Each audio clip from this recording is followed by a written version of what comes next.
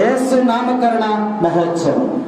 యేసు అనేటువంటి పేరు పెట్టినటువంటి పండుగ, అవునా? అదేగా ఈరోజు పండుగ, యేసు నామకరణ మహోత్సవ పండుగ. ఇది క్రైస్తవులందరూ కూడా చేస్తారు, మనమే కాదు, కథోలిక క్రైస్తవులే కాదు, సమస్తమైనటువంటి క్రైస్తవులు. అనేక డినామినేషన్స్ ఉన్నాయి కదా, అందరూ క్రైస్తవులందరూ కూడా యేసు నామకరణ మహోత్సవ పండుగను తెలియజేస్తారు. యేసు అనగా అర్థం ఏంటి? రక్షకుడు అంటే అర్థం ఏంటి?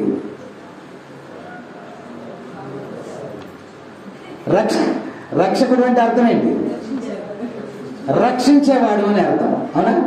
ఏమి రక్షించాలి?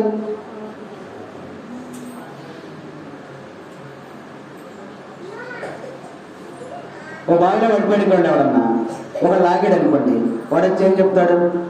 వీడు నన్ను రక్షించాడు కాబట్టి నేను బయటపడ్డాను, లేకపోతే నేను మృతులలో లెక్కెళ్ళిపోయాడు అన్నాడు. అవునా కదా? రక్షించడం అంటే ఏంటి? కాపాడటం, అవునా? కాపాడటం అంటే ఏంటి? మనకి విజయమును చేకూర్చడం, అవునా? విజయమును చేకూర్చడం, రక్షించడం.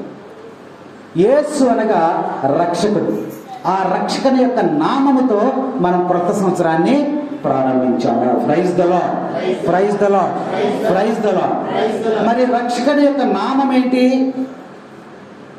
నీ రక్షకుని యొక్క నామం ఏంటి? యేసు. మర్చిపోయినప్పుడే నీవు వెనక నుంచి అడిగితే మర్చిపోతున్నారు, ముందు నుంచి చెప్తే చెప్తున్నారు అనమాట. రక్షకుని యొక్క నామం ఏంటి? యేసు అనేటువంటి నామంతో నూతన సంవత్సరాన్ని మనం ప్రారంభిస్తున్నాం. సరిపోద్దా? సరిపోద్దాకి సంవత్సరాన్ని ప్రారంభించాం కదా, యేసు అనేటువంటి పేరుతో మనం ప్రారంభించాం. సరిపోద్దాక మళ్ళా వచ్చే సమయం జనవరి 1 మొదలు పెడదామా? అపోస్తుల కార్యాలు తిండి ఒకసారి. అపోస్తుల కార్యములు 2వ అధ్యాయము, అపోస్తుల కార్యములు 2వ అధ్యాయము 21వ వచనం.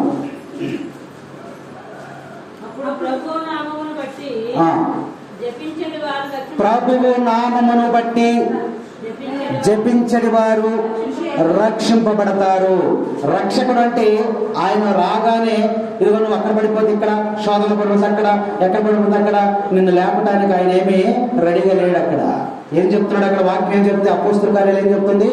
ప్రభువు నామమును బట్టి ఎవరైతే ఆయన నామాన్ని జపిస్తారో, ఆయన నామాన్ని స్మరణ చేసుకుంటారో, ఆయన నామాన్ని ఘనపరుస్తారు, ఆయన నామాన్ని మహిమపరుస్తారు, ఆయన నామాన్ని ఆరాధిస్తారు, వారిని మాత్రమే రక్షిస్తాడు. Praise the lord, praise the lord, praise the lord.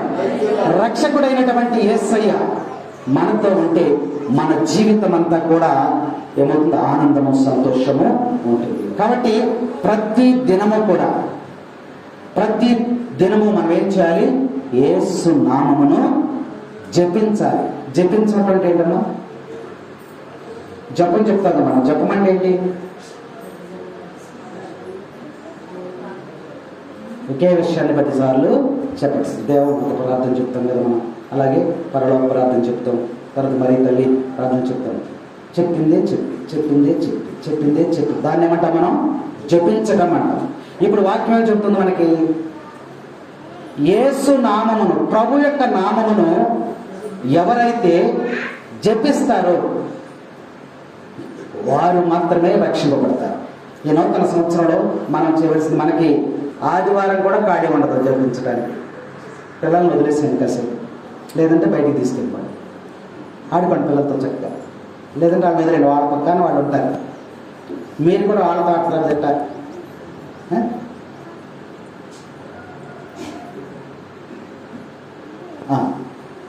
పోయింది. ఎక్కడున్నాం మనం? జపించడం దగ్గర ఉన్నాం. కాబట్టి ఎవరైతే యేసు నామాన్ని జపిస్తారో, ధ్యానిస్తారో, వారినే దేవుడు రక్షిస్తాడు, వారినే దేవుడు కాపాడతాడు, వారినే దేవుడు ఆశీర్వదిస్తాడు. ఎందుకంటే మరి ఒక వ్యక్తి దగ్గరికి మనం 10 సార్లు వెళ్ళినప్పుడు అతనికి మన మీద ప్రేమ ఉంటుందా? ఉండదా? ఉంటుంది. అలాగే యేసయ్య దగ్గరికి జపిస్తూ ఉంటే, ప్రార్థిస్తూ ఉంటే, మహిమపరుస్తూ ఉంటే, పిలుస్తూ ఉంటే, ఆయనతో మాట్లాడుతూ ప్రార్థన చేస్తూ ఉంటే ఆయన నీతో ఐక్యమవుతాడు. అందుకని వాక్యం మనకి హెచ్చరిక చేస్తూ ఉంది. యేసుక్రీస్తు నామము స్మరించుము, దోషములన్నీ తొలగిపోవును. యేసుక్రీస్తు నామము స్మరించుము, దోషములన్నీ తొలగిపోవును.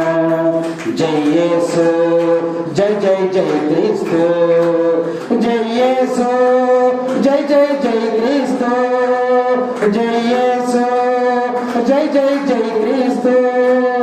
యేసుక్రీస్తు నామము స్మరించుము, దోషములన్నీ తొలగిపోవును. మనలో ఉన్నటువంటి దోషాలన్నీ, తప్పులన్నీ క్షమించబడాలంటే, దోషములన్నీ తొలగించబడాలంటే, మనలో ఉన్నటువంటి కష్టాలు కానీ, బాధలు కానీ, ఇంకేమైనా పాపము కానీ, ఇవన్నీ కూడా మనలో ఉన్నటువంటి దుష్టగుణాలు, వ్యసనాలు, ఇవన్నీ కూడా తొలగించబడాలంటే మనం ఏం చేయాలమ్మా? రక్షకుని యొక్క నామమును జపించాలని ఈ యొక్క నూతన సంవత్సరం మనకి తెలియజేస్తా ఉంది. కాబట్టి ఈ యొక్క యేసు అనేటువంటి పేరు కలిగినటువంటి ఈయన ఎప్పటి నుంచి ఉన్నాడు? ఎప్పటి నుంచి ఉన్నాడు? క్రీస్తు పూర్వం, అంటే యేసు ప్రభు ఈ లోకంలోనికి రాక పూర్వమే ఉన్నాడు. మనందరం ఎప్పుడున్నాం? ఈ లోకంలో మనందరం ఎప్పుడు వచ్చాము? పుట్టాం. పుట్టిన తరువాత మనం ఈ లోకంలో ఉన్నాం. కానీ యేసయ్య దేవుడుగా ఉన్నాడు. ఎప్పటి నుంచి ఉన్నాడంట? తరతరాలలో, యుగ యుగాలలో, జగ జగాలలో దేవుడు, దేవుడు, యేసే దేవుడు. తరతరాలలో, యుగ యుగాలలో, జగ జగాలలో దేవుడు, దేవుడు, యేసే దేవుడు. భూమిని సృష్టించక మునుపు, లోకపు పునాది లేనప్పుడు, భూమిని సృష్టించక మునుపు, లోకపు పునాది లేనప్పుడు, దేవుడు, దేవుడు, యేసే దేవుడు. యేసు దేవుడు ఇప్పుడు ఉన్నాడమ్మా? భూమి పుట్టక ముందే, లోకము పునాది వేయపడక ముందే యేసు అనేటువంటి దేవుడు ఉన్నాడు. కాకపోతే మానవుడికి అవతారము ఎత్తలేదు. పర్వతములు పుట్టక మునుపు, నరునికి రూపము లేనప్పుడు, పర్వతములు పుట్టక మునుపు, నరునికి రూపము లేనప్పుడు, దేవుడు, దేవుడు, యేసే దేవుడు. ఎప్పుడున్నాడంట? ఇప్పుడు ఉన్నాయిగా, పంటలు ఉన్నాయిగా, అవి మీకు తెలిసి ఎప్పుడు పుట్టియో? అవి పుట్టక ముందే యేసయ్య ఉన్నాడు. నరుడు పుట్టక ముందే యేసయ్య ఉన్నాడని ఇదిగో యొక్క యేసు నామకరణ మహోత్సవం మనకి తెలియజేస్తాము. అలాంటి తరతరాలు యుగాలు ముందున్నటువంటి దేవుడు మరియ తల్లి గర్భము ద్వారా ఒక శిశువుగా జన్మించి మానవ రూపము ధరించినటువంటి దాన్ని మనం క్రిస్మస్ గాను, 8 దినములు గడిచిన తర్వాత దేవుడు చూపుతున్న యేసు అనే పేరు పెట్టేటువంటి పండుగను మనం ఈరోజు కొనియాడుతున్నాం. Praise the lord, praise the lord, praise the Lord. కాబట్టి ఎవరైతే ఈ నామాన్ని విశ్వసిస్తారో వారి జీవితంలో మరి అనేకమైన ఆశీర్వచనాలు, దీవెనలు పొందుకుంటారని యేసు నామకరణ మహోత్సవం మనకి తెలియజేస్తాము. అయితే ఇంకా ఏదన్నా పేరు పెట్టచ్చు కదా, ఇంకా ఏదన్నా పేరు పెట్టచ్చు కదా. దేవుడు యేసు అనే పేరు ఎందుకు పెట్టాడు ఆయనకి? ఇంకా ఏదన్నా పేరు పెడితే బాగుండేదేమో. బైబిల్ గ్రంథం మనకు తెలియజేస్తారు. ఫిలిప్పీయులకు రాసిన లేఖ 2వ అధ్యాయం 9వ వచనంలో చూడమ్మా, ఆ పేరు ఎలా ఉందో చూద్దాం. అక్కడ యేసయ్య అందువలననే దేవుడు ఆయనను అత్యున్నతమైనటువంటి స్థానమునకు లేవనెత్తి అన్ని నామముల కంటను ఘనమైనటువంటి శ్రేష్టమైనటువంటి నామమును ఆయనకు ప్రసాదించెను. చదువు.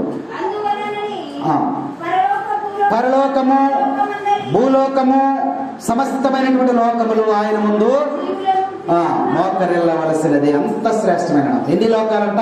సమస్త లోకాలు, పరలోకము, భూలోకము, పాతాళ లోకము, సమస్తమైనటువంటి లోకములన్నీ కూడా ఆయన నామం ముందు మోకరిల్లి వినతులు కావలసిన అంత శ్రేష్టమైనటువంటి ఘనమైనటువంటి నామాన్ని ఆ యొక్క శిశువులకు యేసు అనేటువంటి పేరును పెట్టాడు దేవుడు.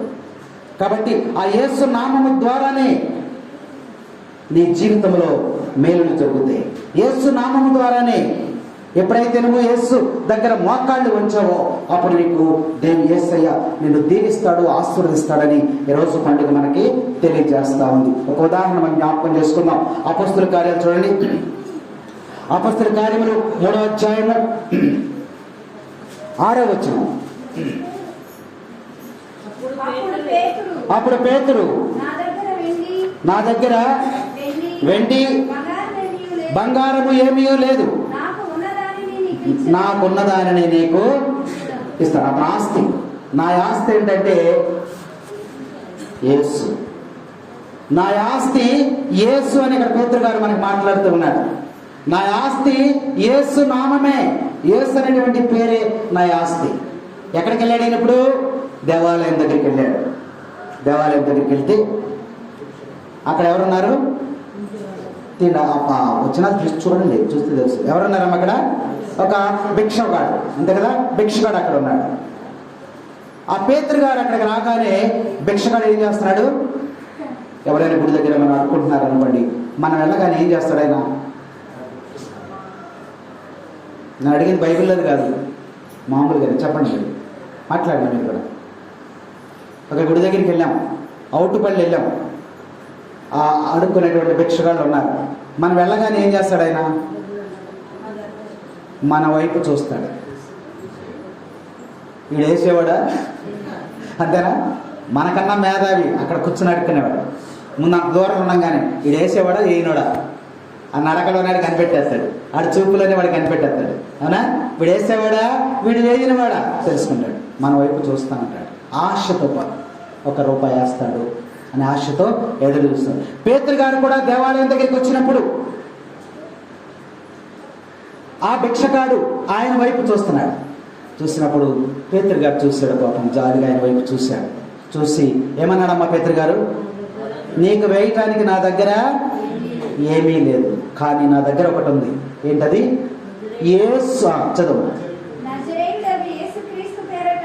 నజరేయుడైనటువంటి యేసు అనేటువంటి నామము నా దగ్గర ఉంది. Praise the lord, praise the lord, praise the lord. నా దగ్గర ఏముంది?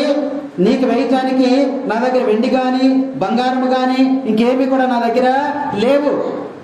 నజరేయుడైనటువంటి యేసు అనేటువంటి నామం ఉంది, అది నీకు ఇస్తా. ఆ నామము నీకు ఇస్తా, నువ్వు స్వస్థత పొందుతావని చెప్పి పేతురు గారు ఏం చేస్తాడమ్మా? చదువు, వాక్యించుకోండి. నజరేయుడకు యేసు, యేసుక్రీస్తు పేరట నీవు నడువుము అన్నాడు. అంతే. వెంటనే కుంటివాడు ఏం చేశాడు? లేచి నడవటం మొదలు పెట్టాడు. Praise the lord, praise the lord. ఈ నూతన సంవత్సరములో యేసు అనేటువంటి నామాన్ని నువ్వు కలిగి ఉన్నట్లయితే నీ సమస్త రోగాలు కూడా కుదుటపడతాయి. ఆ యొక్క భిక్షగాడు నడవలేనటువంటి వాడు, మరి కుంటివాడిగా ఉండి ఒక చోట కూర్చుని అడుక్కునేటువంటి వాడు, అతనికి యేసు అనే నామాన్ని అతను శిరస్సు మీద ఉచ్చరించినప్పుడు ఆ యేసు అనేటువంటి నామములో ఉన్నటువంటి దైవ శక్తి ఎక్కడికి వెళ్ళింది? ఆ యొక్క కుంటివాడు భిక్షగాడిలోనికి వెళ్ళి అతని యొక్క ఎముకలు, నరములు, కండరములు, చీలమండలోనికి వెళ్ళి దేవుని యొక్క శక్తి లోనికి చొరబడి శక్తినిచ్చి వెంటనే ఆయన లేచి నిలబడి అటు ఇటు తిరగసాగాడు. Praise the lord, praise the lord, praise the Lord. Yesayya నామములో శక్తి ఉన్నదయ్యా, యేసయ్య నామములో శక్తి ఉన్నదయ్యా. వచ్చు కదా మీకు పాట? కొత్త సంవత్సరం అబద్ధం ఆడమాకండి. వచ్చు కదా, మీ అందరికి వచ్చు.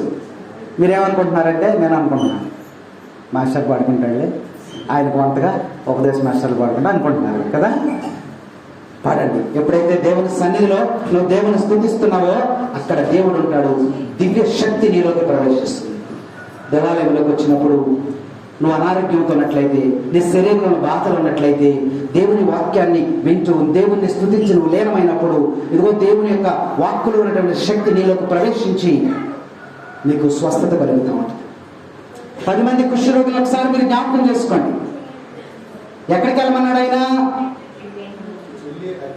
వెళ్ళి ఆ యొక్క అర్చకులకు కనిపించండి అన్నారు. అక్కడికి వెళ్ళి ఏమైనా ప్రార్థన చేశాడా, లేదా మందేశాడా, ఏమైనా చెప్పాడా? స్వస్థత ఎక్కడ వచ్చింది? మార్గంలోనే వచ్చేసింది.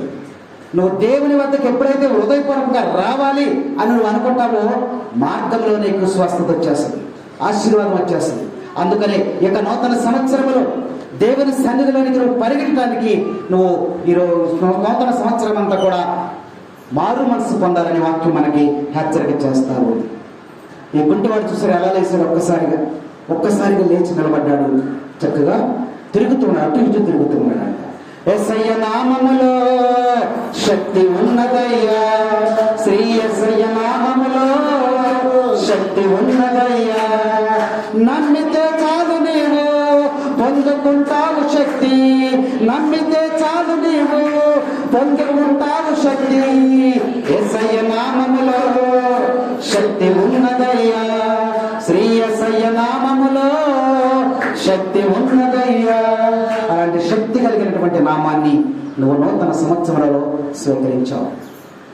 కాబట్టి ఈ నామములో ఈ సంవత్సరం అంతా కూడా నువ్వు దీవించబడాలని, నువ్వు ఆశీర్వించబడాలని, నువ్వు నడిపించబడాలని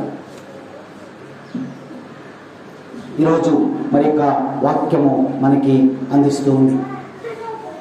ఘనమైనటువంటి నామం, శ్రేష్టమైనటువంటి నామం, దేవదూతల కంటే కూడా శ్రేష్టమైనటువంటి నామాన్ని దేవుడు ఈ 2026 సంవత్సరం మనకి అందిస్తూ ఉన్నాడు.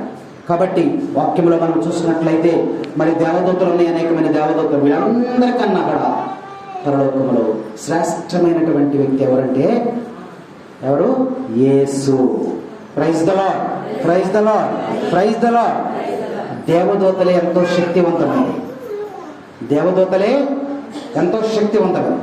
కానీ దేవదూతల నుంచి ప్రభు సెలవు లేకుండా దేవదూతలు కూడా రావు. ప్రభు సెలవు లేకుండా దేవదూతలు కూడా రావు. మరి తల్లి దగ్గరికి ఎవరు వచ్చారు? ఎవరు వచ్చారమ్మా? దేవదూతలు వచ్చారు. అవునా? గొర్రెల కాపర్ల దగ్గరికి ఎవరు వచ్చారు? దేవదూతలే వచ్చారు. అవునా? ఇంకా యోసేపు గారి దగ్గరికి ఎవరు వచ్చారు? దేవుడు రావచ్చుగా. నీ దగ్గరికి ఎవరు వస్తారు రేపు? దేవదూతలే. నువ్వు మొరపెట్టి ప్రార్థన చేసినప్పుడు నీ ప్రార్థన దేవుడు ఆలకించి ఎవరిని పంపిస్తాడంట? దేవదూతల్ని పంపిస్తాడు. పరలోకములో ఉండేటువంటి జీవులు దేవదూతలు. దేవతలకు ఎన్ని రెక్కలు ఉంటాయి? మనవి కాదు, కోడి రెక్కలు కాదు. దేవదూతలకు ఎన్ని రెక్కలు ఉంటాయేమో? దేవదూతలకు ఎన్ని రెక్కలు ఉంటాయి చెప్పండి? దేవదూతలకు ఎన్ని రెక్కలు ఉంటాయి? 6 రెక్కలు ఉంటాయి. ఎన్ని రెక్కలు? 6 రెక్కలుండి ఆ యొక్క పరలోకములో దేవుడు సింహాసనం మీద కూర్చుని ఉంటే అక్కడ ఎగురుతూ ఉంటాయి అట. రేపు మీద పడతారు. అది ఇవ్వలేదా? 6 రెక్కలలో 2 రెక్కలతో ఏం చేస్తాయంట? ఎగురుతా ఉంటాయి. ఇక ఆకు ఉంటాయి. 2 రెక్కలు ఎగురుతూనే ఉంటాయి అట. 2 రెక్కలతో ఏం చేస్తాయి? దేవుణ్ణి స్తుతిస్తాయి. మిగిలిన 2 రెక్కలతో ఏం చేస్తాయి? పాదాలని కప్పుకుంటాయి. ఏం చేస్తాయమ్మా? మళ్ళీ ఒకసారి అడుగుతాను చెప్పండి. ఎన్ని రెక్కలు ఉంటాయి దేవదూతలకి? 6 రెక్కలు. 2 రెక్కలతో ఏం చేస్తాయి? ఎగురుతా ఉంటాయి. 2 రెక్కలతో ఏం చేస్తాయి? 2 రెక్కలతో ఏం చేస్తాయి? మా కాళ్ళని కట్టుకుంటాయి. దేవుని స్తుతించడం రెండు జోడించి మనం పెడతాం కదా, ప్రభు దగ్గరికి వచ్చినప్పుడు, పీఠం దగ్గరికి వచ్చినప్పుడు, దివ్య పూజలో పాల్గొన్నప్పుడు రెండు చేతులు జోడించుకుని చేస్తాం. ఇది దేవుణ్ణి నమస్కారం చేయటం, దేవుని గౌరవించుట, మనల్ని మనం తగ్గించుకోవడానికి గుర్తుగా ఉంది. రెండవది ఏంటి?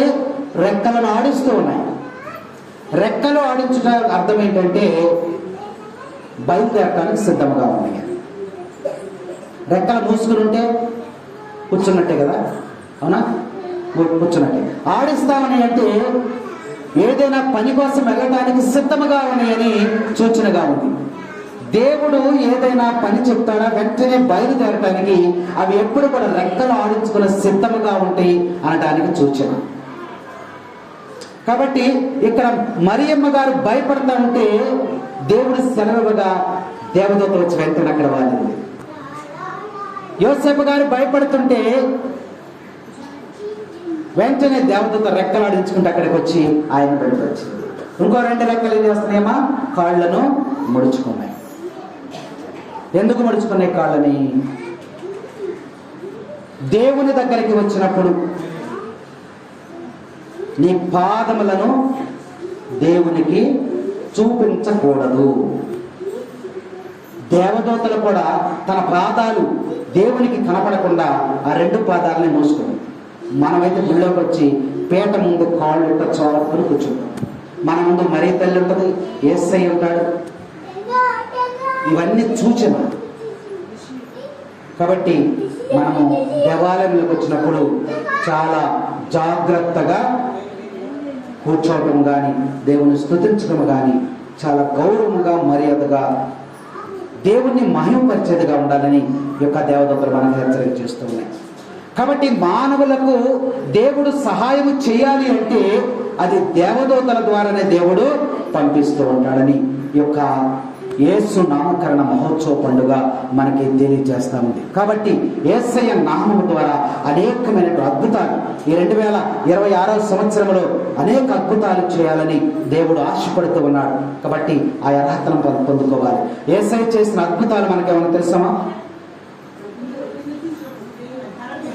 యేసయ్య చేసిన అద్భుతాలు ఏమైనా తెలుసా? చెప్పండి. టకటక టకటక మనిషికి ఒక్కొక్కరు చెప్పిన యేసయ్య చేసినటువంటి అద్భుతాలు ఈ 2020 సంవత్సరంలో ప్రభు అంటున్నాడు, నేను లేక మీరేమీ చేయలేరు. ఆయన లేకుండా మనం ఏమీ చేయలేము. కానీ మన ఊహలు నేను అది చేయాలి, ఇది చేయాలి, అది చేయాలి, ఇది చేయాలని మనం అనుకుంటూ ఉంటాం. కానీ ప్రభు ఏమంటున్నాడంటే నేను లేక మీరేమీ చేయలేరు. యేసయ్య చేసిన అద్భుతాలు చెప్పండి. 5 రొట్టెలు, ఇంకా కుంటివారిని నడిపించాడు, నీటిని ద్రాక్షరసంగా మార్చారు. చెప్పండి, మీరు చెప్పండి, తెలిసింది చెప్పండి. భోజనం చేసి వచ్చారా? ఇల్లు చేయాలా? అద్భుతాలు ముగించుకుందాం మరి. చెప్పండి, అద్భుతాలు చెప్పండి. టకటక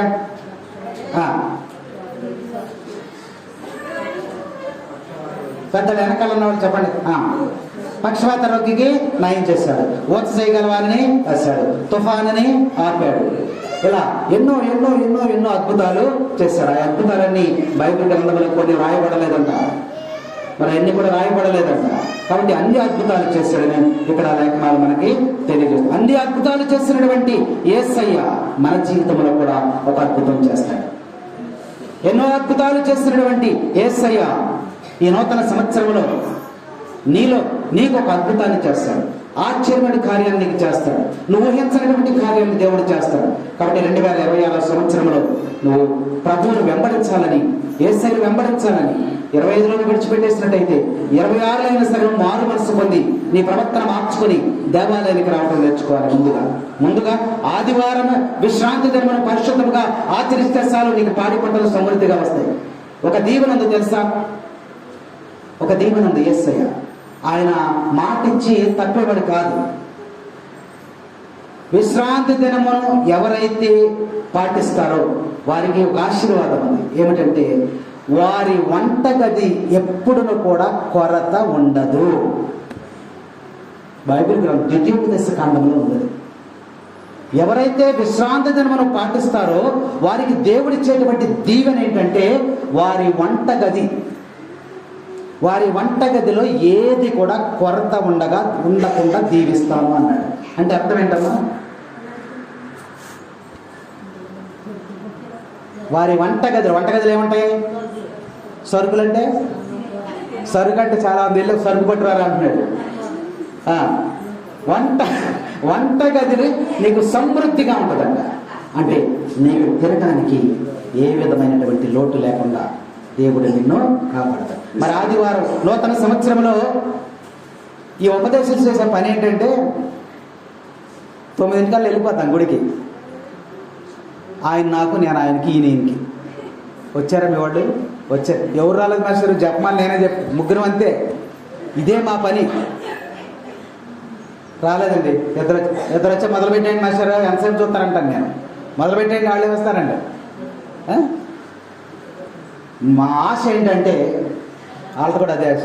మా ఆశ ఏంటంటే 7 గంటలకు ప్రార్థన, చింతకుంటలో 7 గంటలకు ప్రార్థన అన్నారు కాబట్టి 6:00కో 6:30కో బయలుదేరి వెళ్ళిపోయేసరికి గుళ్ళో కూర్చుని అటు ఇటు కూర్చుని పాటలు పాడుతూ ఉంటే ఒకసారి చూడాలనుకుంటా. ఈ 30 సంవత్సరాల్లో నేను అసలు చూడదా. ఒక్కసారి కూడా చూడలేదమ్మా. ఆశ్చర్యం ఇది. యేసుప్రభు చేసిన ఆశ్చర్యాలు ఉన్నాయి చూసారా, అట్లా ఉంది ఇది కూడా. వీళ్ళు మనం వెళ్ళి తలుపు తీసుకుని, మనం వెళ్ళి పాట గంట కొట్టుకుని, మనం వెళ్ళి చేసుకున్న తర్వాతే మాస్టర్ వచ్చారు. అప్పుడు ఆదివారం అని మీకు తెలుసు కదా, ఆదివారం అని మీకు తెలుసుగా. మాస్టర్ రావాలా, గురువు రావాలా, మీ సమయం ప్రకారం నువ్వేం చేయాలి? 7 గంటలకు ఆరాధన శనివారమే సిద్ధపాటు చేసుకుని దేవాలయానికి వచ్చేసి చక్క కూర్చొని వేచి ఉండాలి. ఆ యొక్క సేవకుని కోసం వేచి ఉండాలి. అప్పుడు నీ సంఘము ఆస్వాదించబడుతుంది. 2026 సంవత్సరంలో అది చేయండి. పాటలు పాడేవాళ్ళు, చక్కని పాటలు పాడే పిల్లలు ఉన్నారు, వాళ్ళన్నా ముందు రావాలి. వాక్యం చదివేవాళ్ళు ఉన్నారు, అందులో మీ ఊళ్ళో పాటలు బాగా పాడతారు. మరి నేను ఏదో వచ్చి రాని పాడుతున్నాను, మీకు ఎట్టుందో నాకు తెలియదు, కానీ మరి చక్కని పాటలు పాడేటువంటి ట్రూప్ కూడా మీకు చక్కగా ఉంది. కాబట్టి ఈ రేపు ఆదివారం నుంచి మీరు మారు మనసు పొందాలి. ప్రత్యేకంగా నేను మీకు మరి తెలియచేస్తూ ఉన్నాను. మాస్టర్ గారికి సహకరించండి. సహకరించమంటే మీ ఆస్తులు ఏవో పెట్టమని కాదు. అక్కడ ఏంటంటే మాస్టర్ గారు వచ్చేసరికే మీరు చక్కగా దేవాలయంలో కూర్చొని 10 మంది కూర్చోండి చాలు. ఎంతో సంతోషం. మేము ఇక్కడికి వచ్చేటప్పుడు మీకు ఏదో ఎరగదీసేయాలని వస్తాం. ఇక్కడికి వస్తే ఏముండదు, ఎవరు ఉండరు. మేమే పితా పుత్ర పవిత్రాత్మ నామమున ఆమేన్ అనుకుని వెళ్ళిపోతాం. అయితే ఒకటి మాత్రమే నిజం, బైబిల్ గ్రంథం చెప్పేదంటే వాక్యం ఒకటే బోధిస్తా ఉంది. వారు వినినను వినకపోయినను, వారు వచ్చినను వారు రాకపోయినను, నీ పని నువ్వు చేయి. రేపు తీర్పు సమయంలో దేవుడు అడుగుతాడు. తీర్పు సమయంలో నేను ఎన్నిక చేసుకున్నాను, ఈ గ్రామానికి ఉపదేశిగా నిన్ను ఎన్నిక చేసుకున్నా, సేవకునిగా నా వ్యక్తిగా నిన్ను ఎన్నిక చేసుకున్నాను, నువ్వు చేయవలసిన పని నువ్వు చేసావా అని అడుగుతాడు. దేవునికి భయపడి, దేవునికి లోబడి, చలనక ఎండనక వాననక అంత దూరం నుంచి వచ్చి తన కర్తవ్యాన్ని నిర్వహిస్తూ ఉన్నప్పుడు మనం పక్కింటిలోంచి ఎందుకు రాలేకపోతున్నామో ఈ నూతన సంవత్సరంలో ఒక పెద్ద ప్రశ్న వేసుకోండి, జవాబు మీకే దొరుకుతుంది. కాబట్టి ఈ 2026 సంవత్సరంలో మన చింతకుంట గ్రామం అంతా కూడా దేవుని చేత ఆశీర్వదించబడాలని ప్రత్యేకంగా నేను కోరుకుంటున్నాను. ప్రార్థన కూడా చేస్తున్నాను, మీకు తెలియజేస్తున్నాను. దేవుడు మీ కుటుంబాలలో అద్భుతాలు చేస్తాడు. ఎన్నెన్నో అద్భుతాలు చేసితివి, వానిని వివరింప కీర్తించదా. ఎన్నెన్నో అద్భుతాలు చేసితివి, వానిని వివరింప కీర్తించుదా. అన్నిటినీ నేను చెప్పాలంటే నా ఆయువు అంతయు చాలదయా. నువ్వు లేక నేలేను ప్రభువా, నీ తలంపు లేక మహిమెక్కడ దేవా.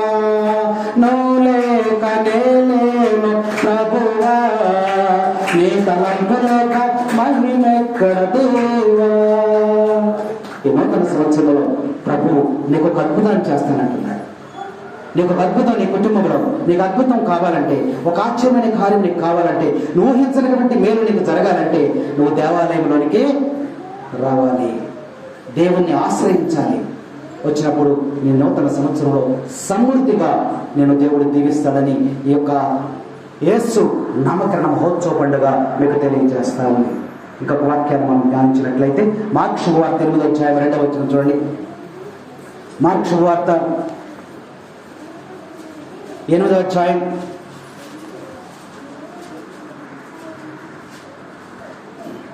2వ వచనం. నేటికి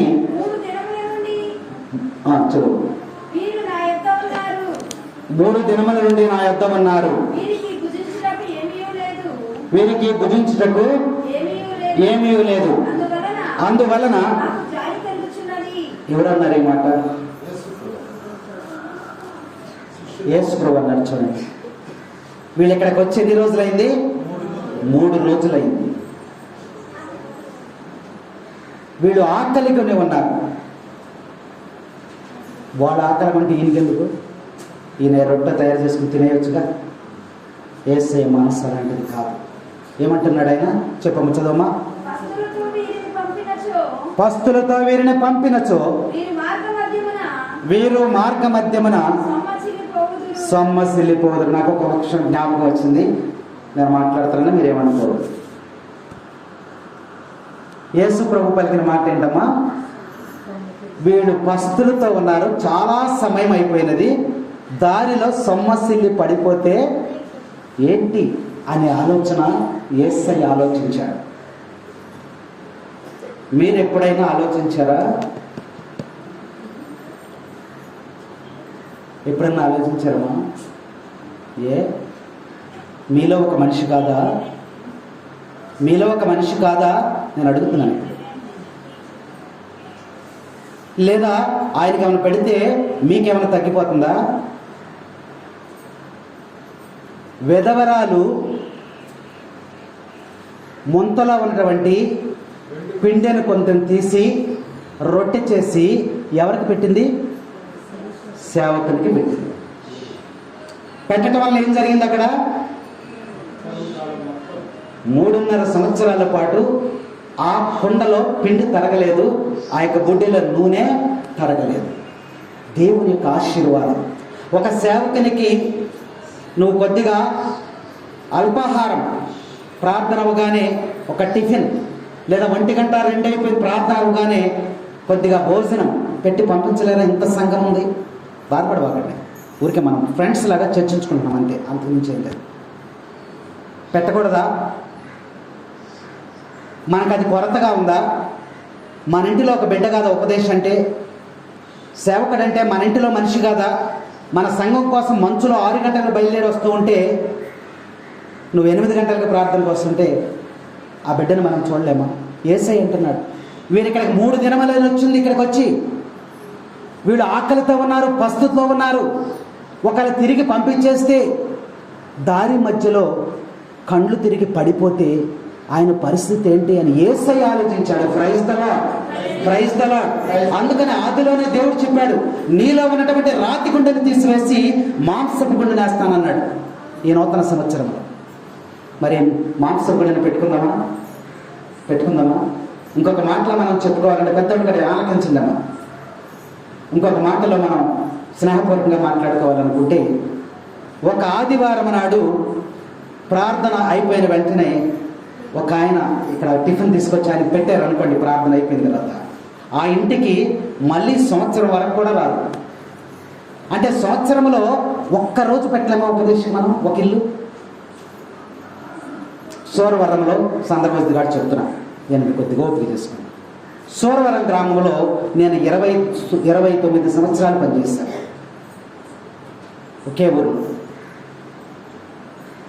ఆదివారం నాడు 10 గంటలకి ప్రార్థన,